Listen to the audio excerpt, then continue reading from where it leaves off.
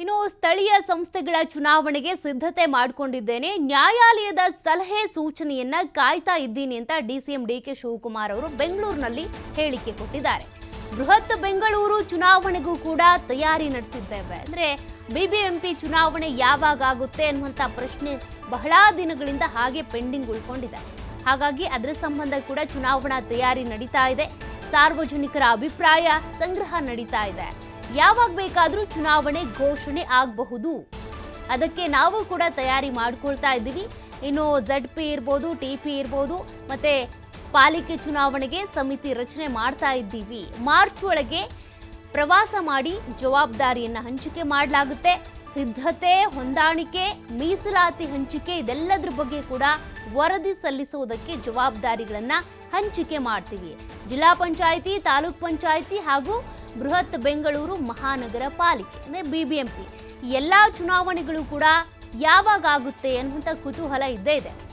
ಈಗಾಗಲೇ ಕಾಂಗ್ರೆಸ್ ಅಧಿಕಾರಕ್ಕೆ ಬಂದು 1 ವರ್ಷ 4 ತಿಂಗಳಾಯಿತು, ಜಾಸ್ತಿನೇ ಆಯಿತು. ಹಾಗಿದ್ರೂ ಕೂಡ ಏನೇನು ಬದಲಾವಣೆಗಳಾಗಿದೆ, ಏನು ಚುನಾವಣೆಗಳು ಆಗಿದೆ ಅಂತ ಬಂದಾಗ ಏನೂ ಇಲ್ಲ.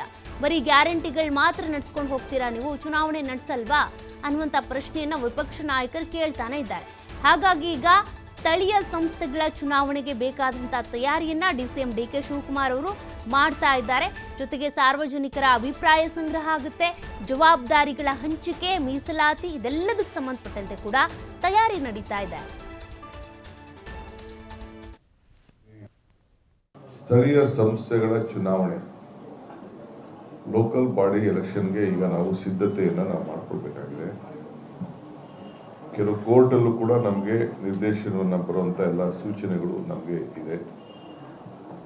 ಈಗಾಗಲೇ ರಿಸರ್ವೇಷನ್ಸು ಮತ್ತೊಂದೆಲ್ಲ ಕೂಡ ತಯಾರಿ ಆಗಿದೆ.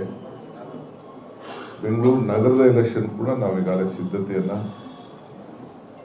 ಈಗಾಗಲೇ ರಿಪೋರ್ಟನ್ನು ಕೂಡ ಅವರು ಸಲ್ಲಿಸಲಿಕ್ಕೆ, ಗ್ರೇಟರ್ ಬ್ಯಾಂಗ್ಳೂರ್ದು ಸಲ್ಲಿಸಲಿಕ್ಕೆ ಈಗೆಲ್ಲ ಸಜ್ಜಾಗಿ ಸಾರ್ವಜನಿಕರ ಅಭಿಪ್ರಾಯವನ್ನು ಕೂಡ ಈಗಾಗಲೇ ನಮ್ಮ ರಿಜ್ವಾನ್ ಅವರ ಅಧ್ಯಕ್ಷತೆಯಲ್ಲಿ ಏನು ನಡೆದಿದೆ ಅನ್ನೋದು ಕೂಡ ಅವರು ಸಬ್ಮಿಟ್ ಮಾಡ್ತಾ ಇದ್ದಾರೆ. ನಾವು ಯಾವತ್ತು ಬೇಕಾದ್ರೂ ಎಲೆಕ್ಷನ್ಸ್ ಡಿಕ್ಲೇರ್ ಆಗ್ಬೋದು. ಸೊ ಅದಕ್ಕೆ ನಾವೆಲ್ಲ ತಯಾರನ್ನ ನಾವು ಮಾಡ್ಕೊಳ್ಬೇಕಾಗ್ತದೆ.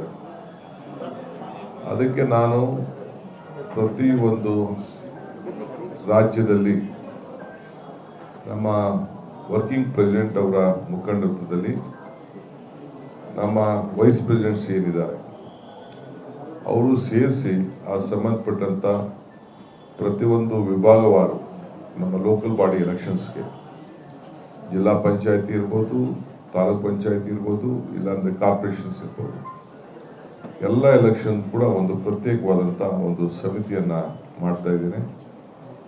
ಎಲ್ಲೆಲ್ಲಿ ಕೋಆರ್ಡಿನೇಷನ್ಗಳಾಗಬೇಕು ಅವರೆಲ್ಲ ಕೂಡ ಈ ಮಾರ್ಚ್ ಒಳಗಡೆ ಪ್ರವಾಸ ಮಾಡಿ ಈಗಿಂದಲೇ ತಯಾರು ಮಾಡಿಕೊಂಡು ಮಾರ್ಚ್ ಒಳಗಡೆ ಪ್ರಯಾಸ ಮಾಡಿ ಎಲ್ಲೆಲ್ಲಿ ಏನೇನು ನಮ್ಮ ಪಕ್ಷದಲ್ಲಿ ಹೊಂದಾಣಿಕೆಯನ್ನು ಮಾಡಬೇಕು, ಯಾರಿಗೆ ಏನು ಜವಾಬ್ದಾರಿ ಕೊಡಬೇಕು, ಏನು 50% ಹೆಣ್ಮಕ್ಳಿಗೆ ಈಗಿಂದಲೇ ನಾವು ಕ್ಯಾಂಡಿಡೇಟ್ಗಳನ್ನ ಯಾವ ರೀತಿ ತಯಾರು ಮಾಡಬೇಕು, ಇದೆಲ್ಲ ಕೂಡ ಅವರು ವರದಿಯನ್ನು ಸಲ್ಲಿಸಬೇಕು ಅಂತೇಳಿ ಅವ್ರಿಗೆ ಜವಾಬ್ದಾರಿಯನ್ನು ಕೂಡ ನಾವು ಹಂಚ್ತಾ ಇದ್ದೇನೆ.